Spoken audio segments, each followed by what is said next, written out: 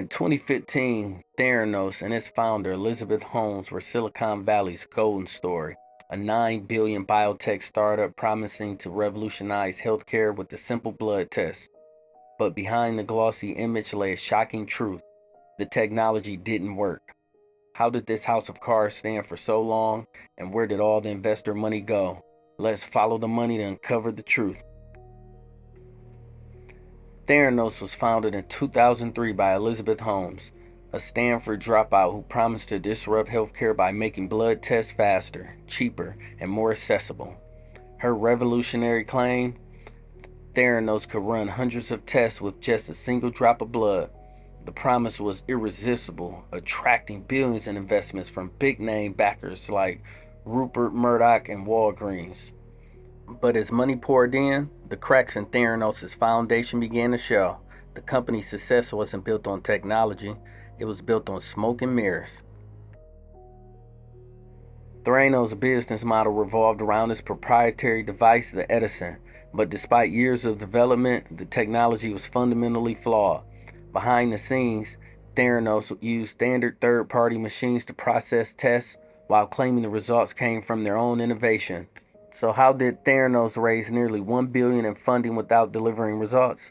The answer lies in their aggressive marketing strategy and Holmes' ability to sell the vision. She cultivated an image of a visionary leader, modeling herself after Steve Jobs, even adopting his signature black turtleneck. Investors believed her promise of saving lives, and that belief blinded them to red flags.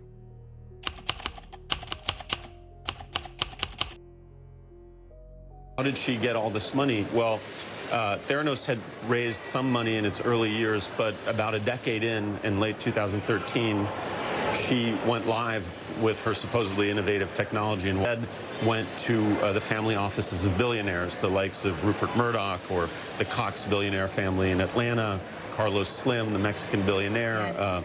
Secretary of Education, Betsy DeVos, her family, and she did these fake demos with what was essentially just a prototype and a malfunctioning one for these investors. And we had run it through an FDA-approved machine, and we had run it through the Theranos device.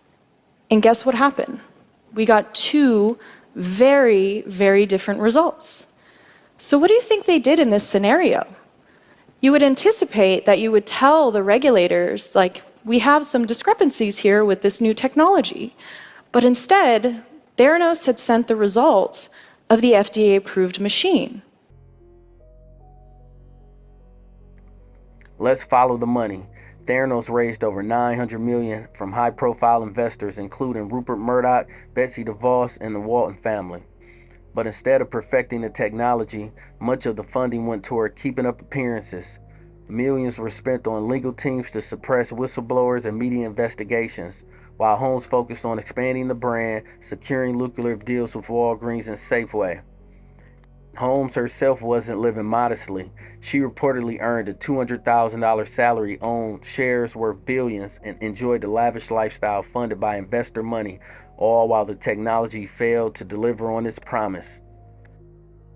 When the fraud was exposed, the fallout was catastrophic. Investors lost billions, Walgreens and Safeway suffered public embarrassment, and thousands of patients received inaccurate or unreliable blood test results.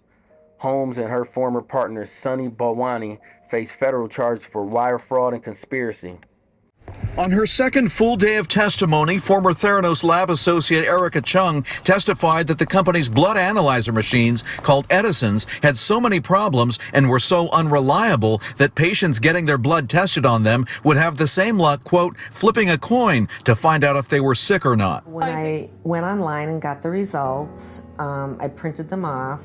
It looks like they're normal. And then I thought, I better go back and look at that again. Okay, what's the range, the reference range? And I noticed that it's for premenopausal women. Okay, well, that's not me. Eckert, who could be called to testify in the trial, received blood test results from Theranos that showed estrogen levels many times higher than is normal for a postmenopausal woman. Her oncologist. The Theranos scandal is a cautionary tale for investors and entrepreneurs alike. It shows the dangers of unchecked ambition and the importance of due diligence. For patients, it was a sobering reminder that health is too precious to gamble on unproven technology. Thanks for watching this deep dive into the Theranos scandal. What do you think? Was this inevitable in a system that rewards bold promises over proven results? Let us know in the comments below, and don't forget to subscribe for more episodes as we continue to follow the money.